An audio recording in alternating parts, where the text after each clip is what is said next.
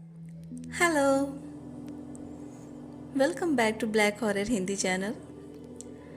जिन लोगों ने मेरे चैनल को सब्सक्राइब किया है उनका बहुत बहुत शुक्रिया, और जिन लोगों ने नहीं किया उनसे स्पेशली रिक्वेस्ट है कि आप प्लीज़ इस चैनल को सब्सक्राइब करके चैनल को सपोर्ट करें। व्यूवर्स, अगर आप चाहते हैं कि आपकी हॉरर स्टोरीज़ को मैं अपनी आवाज़ दूँ तो आप अपनी स्टोरीज डिस्क्रिप्शन में दिए हुए लिंक पर भेज सकते हैं। आपका ज़्यादा टाइम नहीं लेते हैं और आगे बढ़ते हैं। दोस्तों, बिगफुट का नाम तो सुना ही होगा आप सब ने। ये मिस्टीरियस क्रिएचर नॉर्थ अमेरिका में काफ़ी पाया जाता है। बिगफुट का शेप ह्यूमन जैसा होता है। इसकी हाइट 10 से 12 फीट तक की होती है। इसके पूरी बॉडी पे हेयर होते हैं। ये डार्क ब्राउन, डार्क रेडिश और ब्लैक कलर में होते हैं। अलग अलग जगहों पर इसका अलग अलग नाम है, जैसे कनाडा में सैस्क्वैच, एशिया में यटी, स्नोमैन, अमेरिका में बिगफुट। इन सब नामों के अलावा इन्हें यावी, स्कंक एब, Feral wild man, dark man, hairy man, snowman और डार्क वॉचर्स भी कहते हैं। इंडिया में जो हिम मानव देखे गए हैं वो भी इसी कैटेगरी में आते हैं। वानरों की बहुत सी प्रजातियां विलुप्त हो चुकी हैं, जिसमें एक प्रजाति थी जाइगेंटोपैथिकस, जिसका बॉडी स्ट्रक्चर बिल्कुल इस बिगफुट से मैच होता है। यही जाइगेंटोपैथिकस की हाइट लगभग 10 से 12 फीट तक की होती थी और बॉडी वेट 250 से 300 केजी तक होता था। और ठीक बिगफुट भी लगभग इसी हाइट और वेट का होता है। इंडिया पे भी हिम मानव देखे जाने की बहुत सारी घटना हुई है। बिगफुट इंटेलिजेंट होते हैं। इनकी अपनी लैंग्वेज होती है जिससे ये आपस में एक दूसरे से कम्युनिकेट करते हैं। बिगफुट को बिल्कुल भी ये पसंद नहीं कि ह्यूमंस उनकी टेरिटरी में आए या उन्हें डिस्टर्ब करें। जिन लोगों ने बिगफुट को देखा है उनका दावा है कि रात में इनकी आंखें येलो और ऑरेंज कलर की शाइन करती है। अब किसी ह्यूमन या जानवर की आंखें ऐसे तो शाइन करती नहीं है। एक्सपर्ट का मानना है कि अगर इनको ह्यूमन से कम्युनिकेट करना होता है तो ये पत्थर के टुकड़े को फेंकेंगे या पेड़ पे नॉक करेंगे, जैसे हम लोग दरवाजे पे नॉक करते हैं। 1958 में बुलडोज़र ऑपरेटर जेरी क्रू ने बताया कि उन्होंने बहुत बड़े साइज का फुटप्रिंट्स देखा था, जिसे वो अपने साथ काम करने वाले लोगों को दिखाते हैं। वो लोग भी बताते हैं कि इससे पहले जहाँ जहाँ हम लोग काम किए वहाँ ये बड़े साइज का फुटप्रिंट भी दिखा था। और साथ में जो ऑयल का ड्रम जिसका वेट लगभग 200 केजी तक होता था वो भी हिलता हुआ मिलता था। पहले जेरी क्रू को लगा कि ये कोई प्रैंक कर रहा है, लेकिन हर जगह ये फुटप्रिंट्स मिलते थे। तभी इस मिस्टीरियस क्रिएचर का नाम बिगफुट पड़ गया, यानी कि बड़े पैरों वाला। कुछ बिगफुट्स को ह्यूमंस को स्टॉक करना अच्छा लगता है। आइए अब सुनते हैं बिगफुट इनकाउंटर की रियल स्टोरीज। ये बात 1983 के समर की है। उस वक्त मैं 13 साल का था। हम लोग वेकेशन के लिए फैमिली के साथ दादी के घर गए, जो मोंटाना के छोटे से टाउन सुपीरियर में रहती हैं। ये टाउन जस्ट मिजोला से पहले है। काफ़ी लंबी ड्राइव थी, फिर भी हम लोग मैनेज कर लिए। एक वीक रुकने का प्लान था। एक दिन मेरे डैड, अंकल, मेरा बड़ा कज़न और मेरा बड़ा भाई हैरी, हम लोग डिसाइड करते हैं फिशिंग करने का। मेरे अंकल के भाई फॉरेस्ट रेंजर थे। वो मेरे डैड और अंकल को फिशिंग के लिए बहुत अच्छी जगह बताते हैं। उस जगह को जोस या जोस क्रीक बोलते हैं। दूसरे दिन हम लोग सन निकलने से पहले अपने फिशिंग करने की चीज़ों को और खाने पीने की चीज़ों को वैन में रखकर निकल जाते हैं। मेरे अंकल डैड को मैप दिखाते हैं और बताते हैं कि इस जगह के बारे में। हम उस जगह पर जाते हैं, फिर जंगल के रास्ते पे आ जाते हैं। दोनों तरफ काफ़ी घने जंगल थे। फिर अंकल डैड को वैन रोकने का बोलते हैं और बताते हैं कि हम उसी फिशिंग वाली जगह पर आ गए हैं। फिशिंग के सामान को लेकर हम लोग पहाड़ से नीचे उतरते हैं, जहाँ से एक छोटी सी पतली नदी बह रही थी। वहाँ जाते हैं। ये जगह बहुत अच्छी थी। हम वहाँ फिशिंग रॉड और पोल लगा देते हैं। नदी का पानी भी बहुत साफ था। उसके अंदर की चीज़ें साफ दिख रही थी। लेकिन जैसे जैसे सूरज ऊपर आने लगता है गर्मी बहुत ज़्यादा बढ़ने लगती है। सो हम यहाँ से और नीचे जाते हैं। सारा दिन हमारा ऊपर नीचे करने में जाता है। नदी का एक हिस्सा जहाँ से वो मुड़ रही थी, वहाँ पे 40 या 50 फीट ऊंची मिट्टी की बांध बनी हुई थी। हम सभी लोग वहीं नीचे चले जाते हैं। बहुत सारे फिश पकड़ने के बाद डैड डिसाइड करते हैं कि उसी जगह पे जाने का जहाँ से हम लोग पहले स्टार्ट किए थे। फिर हम जब ऊपर चढ़ना शुरू करते हैं तो देखते हैं कि वहाँ एक यल्क यानी कि बारहसिंगा गिरा हुआ है, जिसकी गर्दन पूरी तरह से मुड़ी हुई थी। हम लोग हैरान हो जाते हैं कि जब हम लोग नीचे आ रहे थे तब तो ये नहीं था। उसको हम लोगों ने टच किया तो उसकी बॉडी गर्म थी, मतलब ये थोड़ी देर पहले यहाँ पे गिरा था। फिर मेरा बड़ा कज़न बोलता है कि ये बांध से नीचे गिरा है तभी इसकी गर्दन मुड़ी हुई है, हो सकता है ये स्लिप करके गिर गया हो। लेकिन डैड बोले कि अगर ये स्लिप करके गिरता तो इसकी गर्दन इस तरह से मुड़ी नहीं होती। मैं बहुत सोच में पड़ जाता हूँ। मेरे डैड, अंकल और कज़न पहले वाले स्पॉट पे जाते हैं। मैं और मेरा भाई हैरी, जहाँ से अभी हम लोग फिशिंग करके ऊपर आए थे, फिर दोबारा हम वहीं नीचे जाने का डिसाइड करते हैं। हम लोग और नीचे जाते हैं। फिर एक जगह जहाँ बहुत सारे घने पेड़ थे और गीले रेत थी, वहाँ हैरी रुककर बोलता है कि ये जगह ठीक है फिशिंग के लिए। हम लोग वहाँ फिशिंग करते हैं। तभी हैरी नीचे देखकर बोलता है कि ये क्या है। मैं भी नीचे देखता हूँ तो वहाँ बड़े साइज का बेयर फुटप्रिंट था। मेरा बड़ा भाई मुझे देखता है और मुझे वहाँ खड़ा करके वहाँ से दौड़कर भाग जाता है और मैं सोचता हूँ कि ये बेवकूफ़ की तरह क्यों भाग गया। साथ ही मुझे ये भी ख्याल आया कि मेरा कज़न यहाँ क्यों फिशिंग कर रहा था। दरअसल मेरे कज़न की हाइट 6 फीट 4 इंच थी, सो मैं उस फुटप्रिंट को अपने कज़न की फुटप्रिंट समझ रहा था। इस नदी की चौड़ाई 12 फीट थी। उस फुटप्रिंट पे मेरे दोनों पैर आ जा रहे थे, फिर भी वो फुटप्रिंट बड़ी थी। मैं उसे बार बार अपने कज़न की फुटप्रिंट समझ रहा था। फिर मैं उस फुटप्रिंट को देखने लगता हूँ जो नदी में से आ रही थी। मैं समझ जाता हूँ जो भी है वो नदी के उस किनारे है। फिर मैं उस 12 फीट चौड़ी नदी को पार करके दूसरी तरफ जाता हूँ। वहाँ भी वो दोनों पैर लेफ्ट राइट के फुटप्रिंट वहाँ मौजूद थे, जो और भी गहरे थे। तभी मेरे लेफ्ट साइड से कोई आवाज़ आती है। मैं देखता हूँ तो झाड़ियाँ जो थी वो हिल रही थी और हटी हुई थी, मतलब जैसे उन झाड़ियों को हटाकर कोई वहाँ से गुजरा था। मुझे फिर एक बहुत ही गंदी बदबू आती, जैसे कोई बॉडी सड़ गई हो, उस तरह की। तभी मेरे रोंगटे खड़े हो जाते हैं, जैसे मुझे कोई देख रहा हो। कुछ दूरी पर मैं कोई बहुत बड़े साइज के जानवर को खड़ा देखता हूँ जो मुझे घूरे जा रहा था। वो ह्यूमन शेप का दिख रहा था। वो डार्क कलर का था। वो मेरी कज़न से भी बहुत बड़ा था। मैं चीखना चिल्लाना चाहता था, लेकिन डर से मैं बिल्कुल जम गया था। मेरी आवाज़ ही नहीं निकल रही थी। अभी पेड़ से डाली टूटने की आवाज़ आती है। ये आवाज़ से मैं बहुत पैनिक हो जाता हूँ और वहाँ से भागता हूँ। मैं एक लगातार बिना पीछे मुड़े दौड़ता हूँ। तब तक दौड़ता हूँ जब तक मेरी वैन मुझे नज़र नहीं आ जाती है। मैं वैन में जाकर अंदर सीट के नीचे छिप जाता हूँ और सारे डोर को लॉक कर देता हूँ और चिल्लाकर रोने लगता हूँ। तभी वहाँ वैन के चारों तरफ कोई भारी कदमों से चक्कर लगा रहा था। मैं डर से अपने मुंह पर दोनों हाथ रख लेता हूँ ताकि मेरी आवाज़ बाहर न जाए। बहुत टाइम हो जाता है, मुझे कब नींद आ जाती है मुझे पता नहीं चलता है। तभी वैन के बाहर मेरे अंकल, डैड सभी मुझे खोज रहे थे, मेरा नाम लेकर। मैं तुरंत खिड़की पर नॉक करता हूँ। तभी मेरे डैड पास आते हैं और मुझे डरा हुआ देखकर मुझसे पूछते हैं कि क्या हुआ। मैं बताता हूँ कि मैंने बिग फुट को देखा था। मेरे डैड बोलते हैं कि तुम पागल हो गए हो। फिर मैं सारी बात उनको बताता हूँ कि कैसे मुझे हैरी छोड़कर वहाँ से भागा था। डैड उसको बहुत डांटते हैं। तब वो बोलता है कि हाँ, उसने भी बिग फुट के फुटप्रिंट को देखा था। मैं डैड से बोलता हूँ यहाँ से चलिए जल्दी, मुझे बहुत डर लग रहा है। मैं रोने लगता हूँ। डैड मेरे फिशिंग रॉड के बारे में पूछते हैं। मैं बताता हूँ कि वो नीचे रह गया।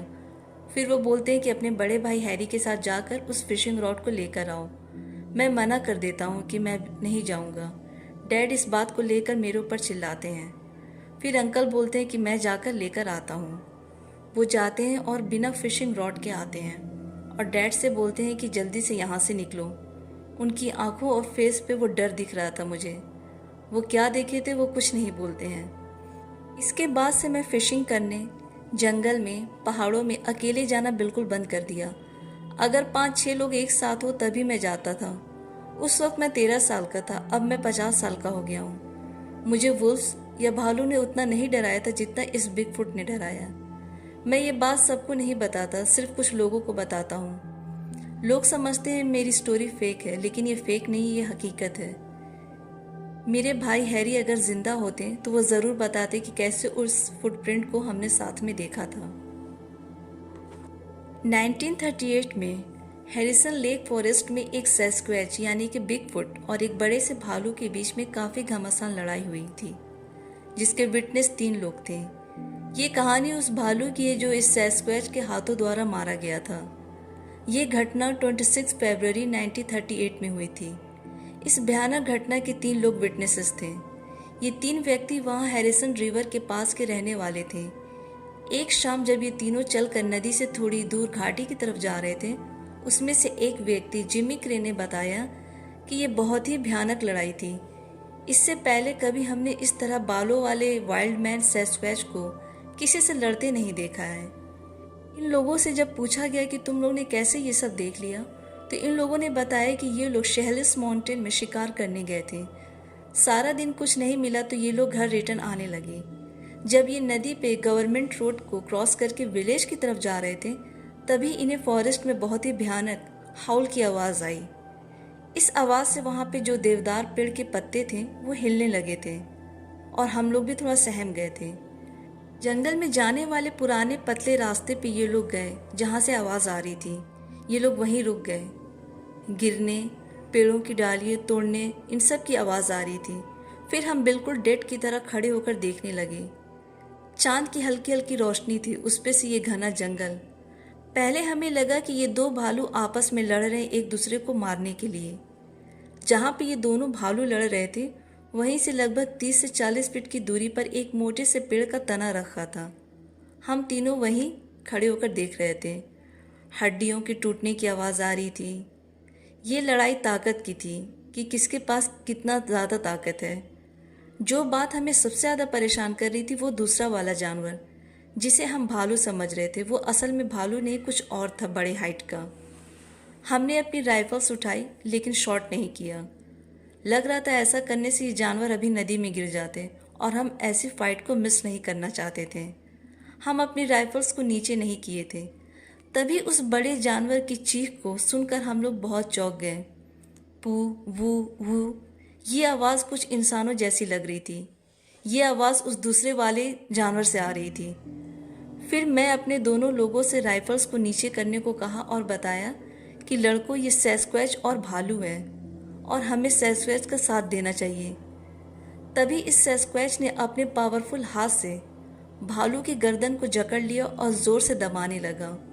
वो बेचारा भालू हवा में अपने पंजे मारने लगा, सांस लेने की कोशिश करने लगा, लेकिन कुछ सेकंड में उस भालू की टंग बाहर लटकने लगी और वो मर गया। इस तरह वो वाइल्ड मैन सैस्क्वैच जीत गया। रिपोर्टर JW बर्न्स की ये न्यूज़ 1938 में वैंकूवर BC कनाडा की न्यूज़पेपर में पब्लिश हुई थी। उस न्यूज़पेपर की क्लिप आप अपनी स्क्रीन पर देख सकते हैं।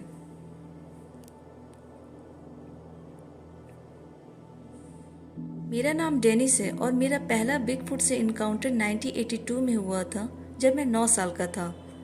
मैं मिशिगन स्टेट के अपर पेनिनसुला में साउदर्न मेनोमिनी सिटी में एक बहुत ही एकांत एरिया में रहता हूँ। मेरे पेरेंट्स के घर के पीछे 50 यार्ड्स की दूरी पर एक कूड़े का ढेर रहता था।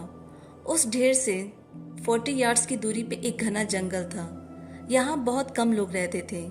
मेरी डैड की 40 एकड़ की ज़मीन थी और जहाँ डैड की ज़मीन ख़त्म हो रही थी, वहाँ से एक छोटी सी नदी, सेडर नदी बहती थी। एनीवे, एक शाम को मैं खेल रहा था, अंधेरा होने वाला था, तभी मुझे कुछ आवाज़ सुनाई दी। मैं उस तरफ देखता हूँ तो 2 पेड़ के बीच में से कोई मुझे देख रहा था। मैं उसे देखता हूँ, डर तो नहीं लग रहा था। मैं उसके थोड़ा पास जाता हूँ। मैं उससे बात करना चाहता हूँ, लेकिन वो कुछ बोलता ही नहीं है, ना ही वो किसी तरह का कोई साउंड निकालता है। मैं 5 मिनट तक खड़ा रहता हूँ। फिर बहुत ही गंदी बदबू आती है, जैसे कि कई सारी मछलियाँ सड़ गई हों एक साथ। मैं वहाँ से जब जाने लगता हूँ तभी मुझे किसी की तेज़ गुर्राने की आवाज़ आती है, फिर पेड़ों के हिलने की और डालियों की टूटने की। ये आवाज़ें बहुत ज़ोर की थी।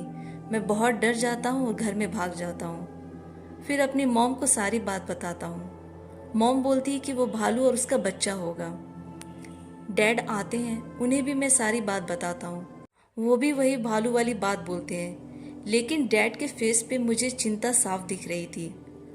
फिर वो अपनी राइफल और फ्लैश लाइट को लेकर बाहर निकल जाते हैं और लगभग 45 मिनट के बाद आते हैं और वो घबराए हुए रहते हैं।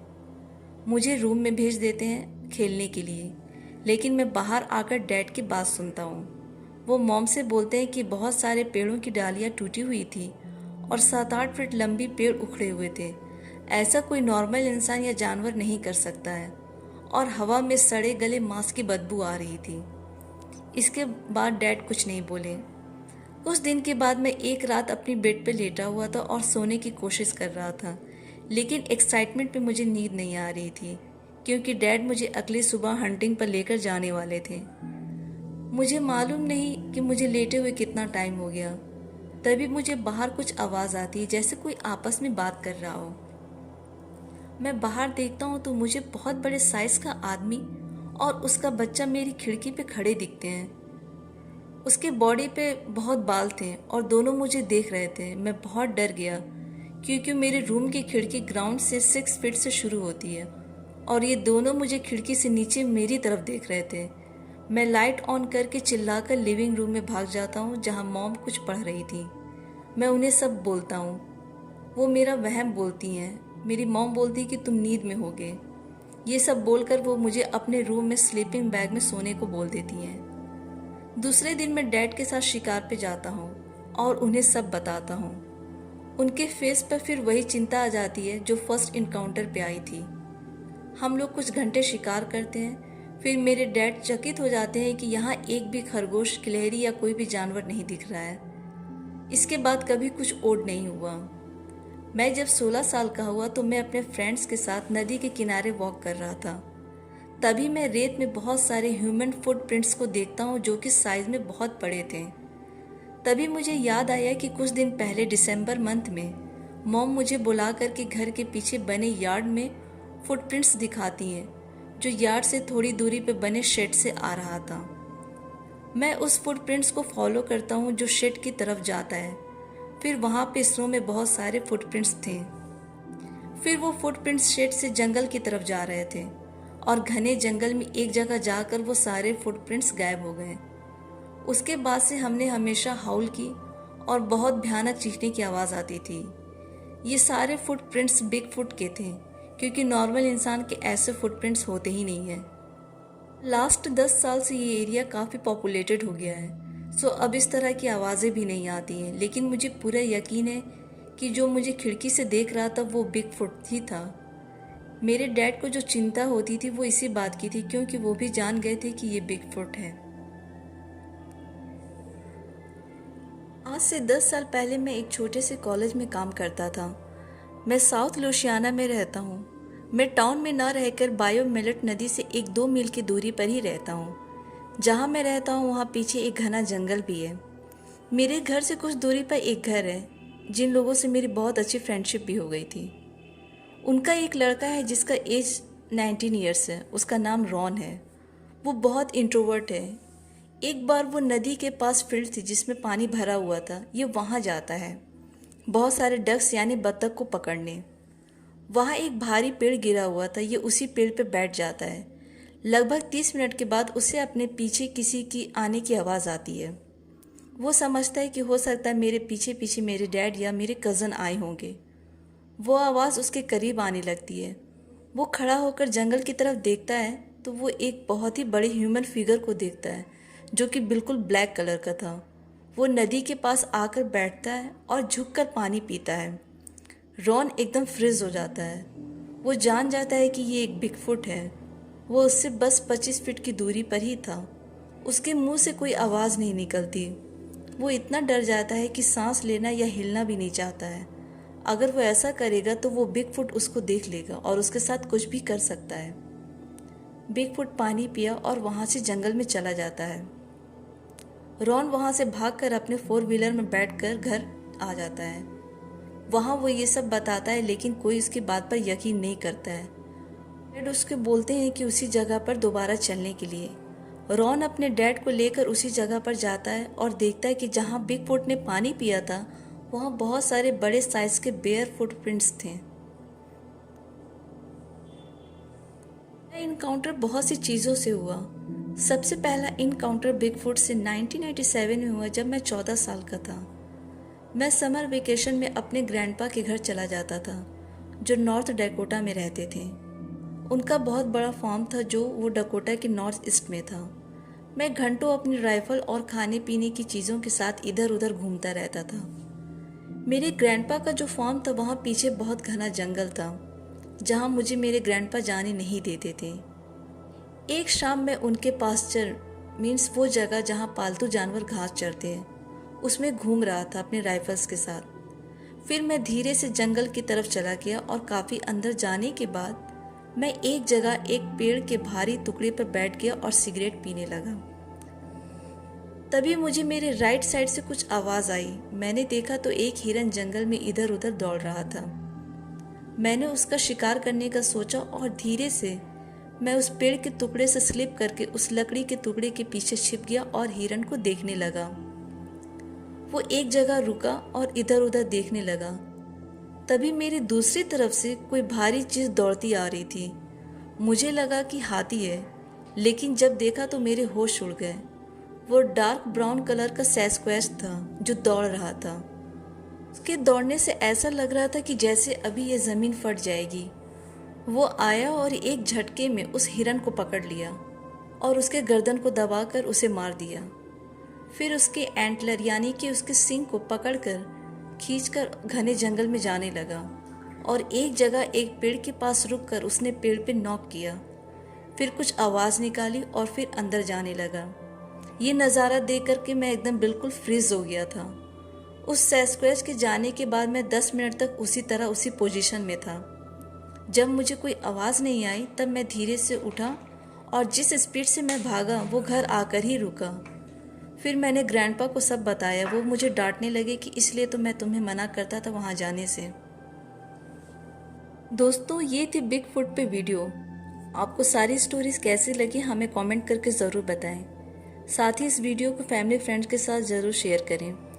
अगर वीडियो से रिलेटेड कोई फीडबैक देना चाहते हैं तो इंस्टा पे मैसेज कर सकते हैं। और हाँ, चैनल को ज़रूर सब्सक्राइब करें, ठीक है? Thank you for watching. Till then, bye and take care.